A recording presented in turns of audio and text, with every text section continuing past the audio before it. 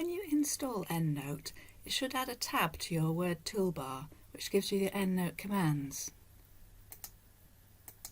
You can see that here. I'm going to type a little bit as though this is my piece of work that I want to reference.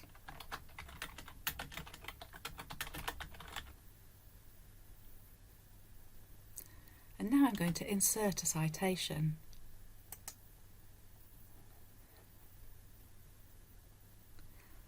I'm going to look for a particular author, in this case Yang, but you can search for a keyword or part of a title as well.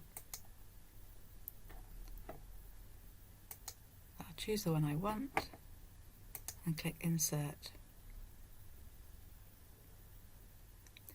So you can see that it's put here an in-text citation, and then it's put a full reference at the end. This doesn't have to stay in this position. You can use the Enter key to move it down the page or put a page break, but this is basically your reference list.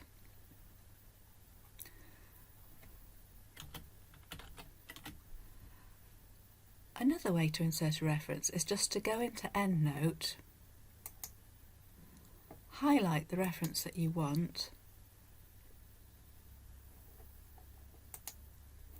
and then back in Word, click Insert Selected Citation.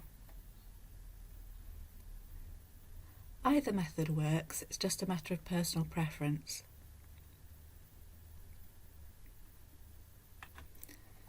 So you can see that it started putting this in alphabetical order.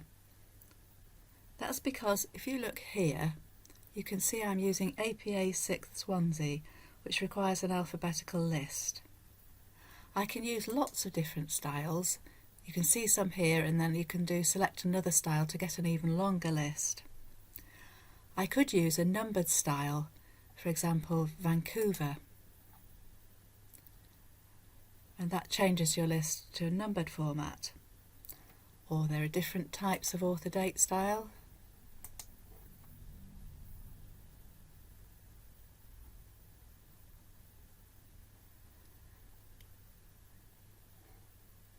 So it's just a matter of working out what your lecturer wants and choosing the EndNote style accordingly.